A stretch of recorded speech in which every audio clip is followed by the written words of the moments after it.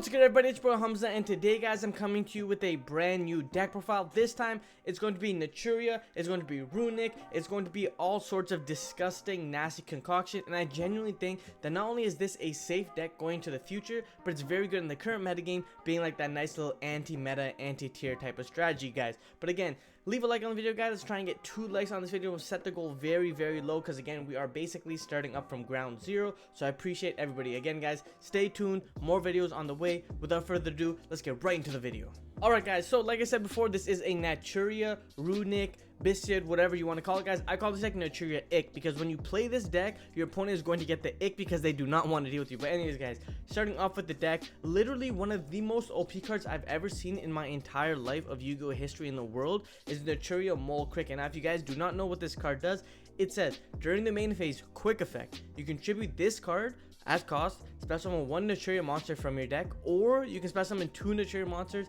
if your opponent controls a monster with the highest attack on the field. Now, the second effect, you might be like, oh, well, why would I ever do that? Because my opponent's not gonna have monster, I'm going first. But this card literally says, during the main phase, quick effect, you contribute this card. So if this card is on your field during your opponent's turn, and let's just say you have this card plus something else, because he is 0, so they're probably always gonna have some strong monster or whatever, you contribute it and summon 2 Naturia cards, but I'll explain the combos later on. But yeah, so that's the first effect. The second effect says, if your opponent special summons a monster from the extra deck, or you special summon a Naturia monster from the extra deck while this card's in your graveyard, you can special summon this card. You can only use each of the effects once per turn. Yeah, that's kind of cool, but you need to understand, guys, this card removes itself off of the field, and then if your opponent's a special summon monster, it reborns itself. So now you guys can kind of see what I mean. So basically, during your turn, you use its effect, you summon out your monsters, you start comboing, whatever, you do whatever you need to do. Then during your opponent's turn, when they special summon a monster from the extra deck, you bring back Mole Cricket, and then Mole Cricket can use the effect again to summon 2 more monsters, which is pretty crazy. This card in and of itself is absolutely insane. I just hit the mic, hopefully I didn't, you know what I mean? But yeah, moving on, guys, another card is Naturia Camellia. So now, these 2 Naturia cards, I was literally reading them, and I was like, man, like, how was this deck not broken or being abused? Because listen to this card. This card says, if this card is normal or special summon, send 1 Naturia card from your deck to your graveyard. This is crazy. Because it's like Armageddon Knight. Basically, it's a Foolish Burial for any, it's an in-archetype Foolish Burial, right? Or Foolish Burial goods or whatever. It can send any Naturia card, so that's very important. You guys will see later on. Then it says, if you attribute a monster to activate a Naturia monster's effect, send the top 2 cards of your deck to the graveyard instead. This is another very underrated effect. And then the final effect says, if your opponent normal or special summons a monster, except in your damage step, of course, you can special summon 1 Naturia monster from your graveyard.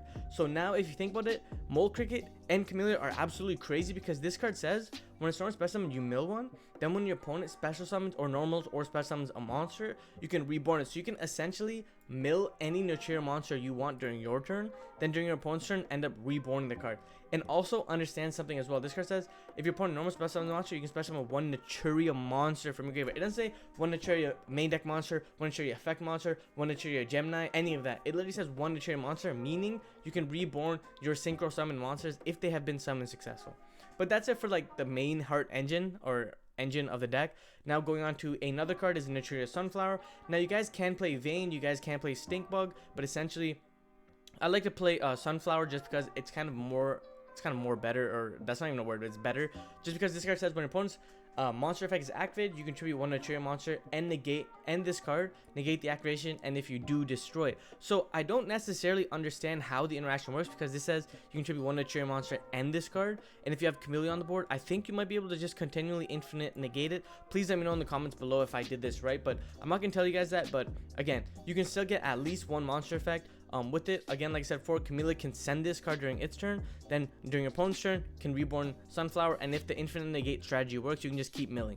But that's it for the Naturia main deck monsters, guys. It's a pretty solid lineup of 7 monsters, and this is again another reason why I think this deck is so good. Usually decks that kind of throw a bunch of engine cards together are absolutely crazy, so this is why I genuinely feel like, yeah, you know, this is a pretty good deck. But now moving on, guys, to literally some of the most broken cards in I just can't believe these cards are real. We're playing triple Kelback, the Ancient Vanguard. I don't know what's going on with English. Triple Keldo, the Sacred Protector, and triple Mudora, the Sword Oracle. Now, I'm not really playing Agido, and the reason for it is I just felt like playing too many you would clog on, and these 3 monsters are like more or less the best cards. Even some of the tier cards are only playing 1 to 2 Agido. I know you can side it. I think Dinka Boy was siding his, so you guys can side it, but I just feel like in testing, as well as like these 9 were enough, especially because like I think it's this one, all of them say like you can discard one other Earth Fairy monster special on this card, and then they can help trigger each other as well. So it's pretty good in that regard as well. And then again, even if your opponent ends up milling you, they still have to deal with these cards, especially because like Mudora's the Graveyard Disruption, and same with Keldo, so there's that as well. So again, like I said before, guys, multiple engines in a deck are always OP, especially when they kind of have interactions with themselves as well as during an opponent's turn, especially if there's small little niche combos with the Naturia cards. Same with these guys, there's cute little interactions that I will show you guys later on. But then again, moving on to another most broken OP is the Bistids or Bestial, depending on what you want. So you're playing triple Magnemut, double Druid Swarm, and then one Serenir. Now again, I know some people want to play a heavier count, so you can play like triple Magnemut, triple Druid Swarm, like a Serenir, a Baldrake, whatever you want to play. But again, in terms of just what's really generic right now and what's trending upwards, it's definitely going to be triple Magnemut, double Druid Swarm, and then one Serenir. And again, if you guys don't know what these cards do, it says, whoa, what's going on? You can DD Crow a light or dark monster. If your opponent controls a monster, it's a quick effect, and then you special summon this card. And then Magnemut says, during the end phase, add one dragon monster, so it can add any of these guys.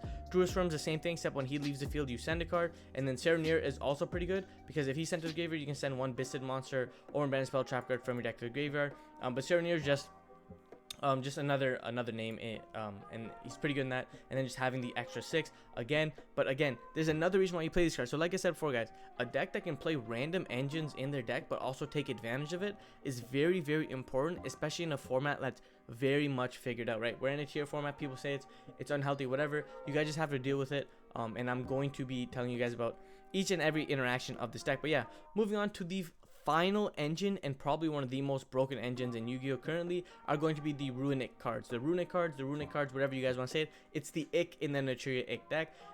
Essentially, these guys are all quick play cards, and they're all engine cards.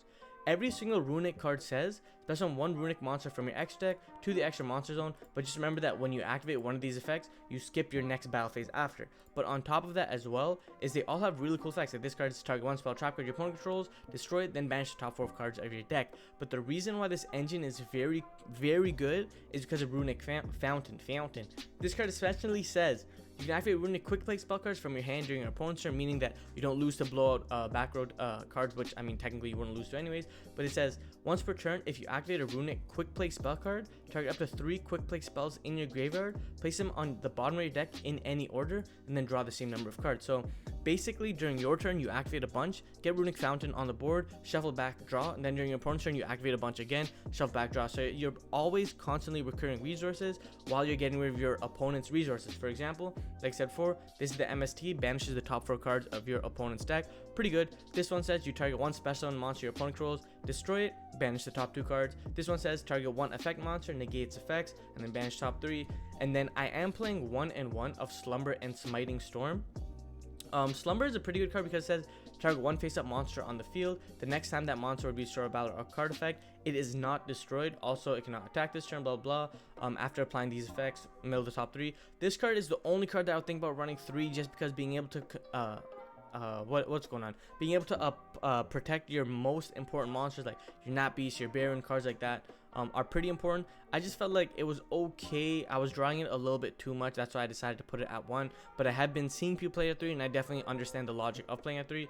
The one Smiting Storm, banish the top card. Our opponent's deck up to the number of cards they control. This is just another name that you can have and that you can cycle through. Because again, you want to be able to open Runick cards to start off your play. And then we're playing triple Runick Tip. This card says add one Runick card from your deck to your hand. So again, if you guys understand, this is more or less how we get the Fountain, and then how we can continue playing later on. Now again, we are playing 2 Naturia Blessing. This card's pretty insane. This card says activate one of these effects, special summon one Naturia monster from your hand or graveyard, which is the effect that you're probably always going to be using.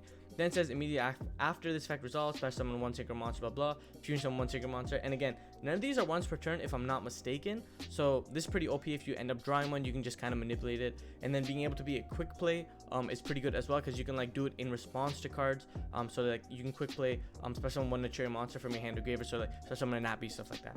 But the final card in the main deck is going to be Naturia Sacred Tree, and this card is kind of what gels the whole deck together. And the reason why I say this is this card says if this card is sent to the graveyard, add one Naturia card from your deck to your hand. And this isn't once per turn. The once per turn effect is this effect where it says tribute 1 earth insect monster, summon a plant, tribute 1 plant, summon an insect monster.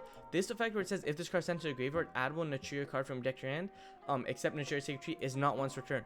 Meaning, in one of the combos that I showcase, guys, what we do is we go ahead and we discard this card first, trigger it, and then we send it again with Camellia to get another search. So this is really OP.